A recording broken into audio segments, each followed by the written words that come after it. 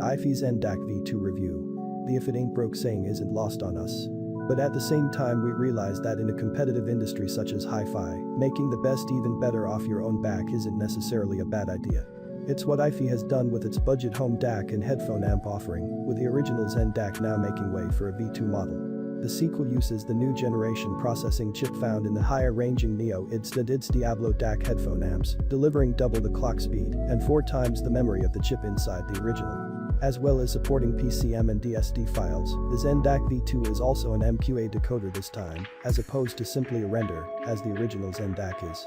That means it brings full MQA decoding on board, taking over the entire unfolding process that music encoded in the technology requires to be played back in its most accurate form. That should be music to the ears of Tidal Hi-Fi Plus subscribers who devour the service's MQA encoded high-res masters. Neither of those accessories is on test here, although note that we tried the iPower X with the original Zen DAC and said it definitely improves the sound in all areas, so there's no reason to think it would play ball any differently with this new model. These under-the-hood advancements aren't, of course, obvious to the naked eye, which would have some trouble telling the new Zen DAC from its predecessor, looking at the two side by side. Their exteriors are identical, save for the discrete V2 corner mark on the new model's rear panel.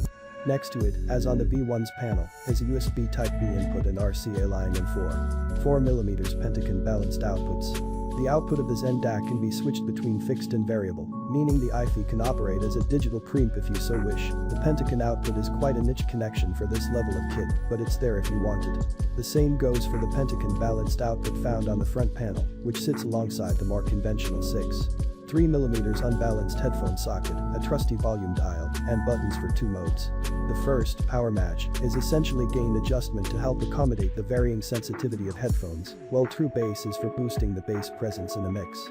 The final port in the Zen DAC V2 is reserved for mains power, although it should be noted that a mains adapter doesn't come in the box. iFi has omitted it to keep costs down, and because one won't necessarily be necessary for everyone. We familiarize ourselves once again with the Zen DAC's clear, tonally even-handed and insightful sound, all pleasing characteristics that we're happy if not surprised to hear materialize in the Zen DAC V2's performance when we switch to it. We hailed the Zen DAC for offering a significant upgrade on a computer's audio quality for not much money, and the Zen V2 achieves that to an even greater extent. Indeed, what's most pleasing is that iFi hasn't launched a pricier sequel that only brings subtle improvements. The Zen DAC V2 is notably better. Still open, smooth and nicely judged in its handling of frequencies, only this time dynamic expression and clarity are confidently taken to the next level, with the bass a little tighter and the presentation slightly more refined too.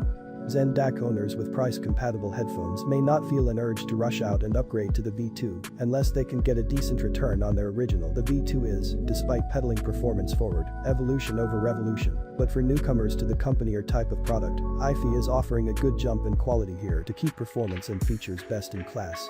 Offering a significant upgrade over computer sound quality in an era where people need it most, the Zen DAC V2 is another feather in the cap for iFi's budget Zen series.